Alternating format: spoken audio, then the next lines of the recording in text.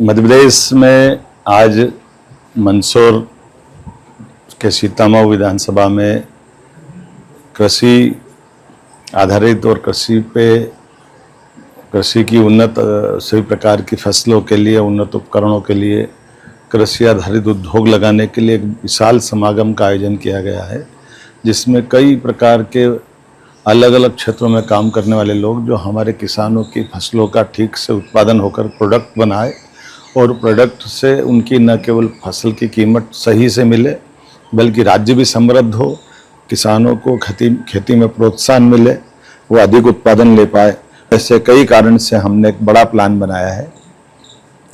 मुझे इस बात का लगातार ये मन में लगता रहता था कि हमारे किसानों के लिए भविष्य की दृष्टि से कृषि उत्पादन फसलों का तो हमारा बड़ा है, लेकिन प्रसंस्करण इकाइयों की संख्या बढ़ना चाहिए, जिससे कभी कभी जब अधिक मात्रा में मान लो सब्जियां हो जाती तो कई बार किसानों को वो ऐसे ही औने पौने दाम पर या कई बार मुफ्त में फेंक कर जाते हैं, तो बड़ा दर्दनाक दृश्य रहता है। ऐसे में आज नई टेक्नोलॉजी को अपनाते हुए हम अपने सारे उत्पाद को संभाल कर रखें,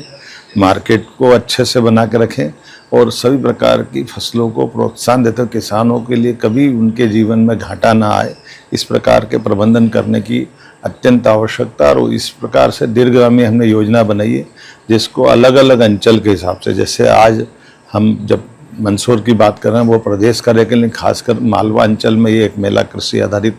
उद्योग धंधों को लगाने का है। उसी के बाद दूसरा हमारा महाकौशल के जबलपुर बेल्ट में आएगा, फिर एक चंबल बेल्ट में आएगा और अंत में एक एग्रोविजन का बड़ा भोपाल राजधानी के पास सीहोर में हम इसकी योजना अक्टूबर माह में कर रहे हैं। ये पूरी योजना के पीछे भाव ये है कि हम अपने सभी प्रकार से व्यवस्थाओं को प्रोत्साहन दे करके मध्य प्रदेश जो कृषि फसलों में आगे है, इसी प्रकार से कृषि के प्रसंस्करण में भी आगे जाए,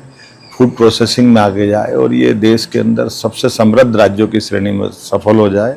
मेरी अपनी ओर से इस प्रकार के प्रयोग के लिए कृषि विभाग और सभी लोगों को बधाई। आपसे आह्वान करता हूं कि जो इस प्रकार से नए काम धंधे में आगे बढ़ना चाहते हैं, रोजगार चाहते हैं, मध्य प्रदेश के लोगों को मदद करना चाहते हैं, आइए हम सब मिलकर के यशस्वी प्रधानमंत्री के नेतृत्व में ये कृषि उत्पादों के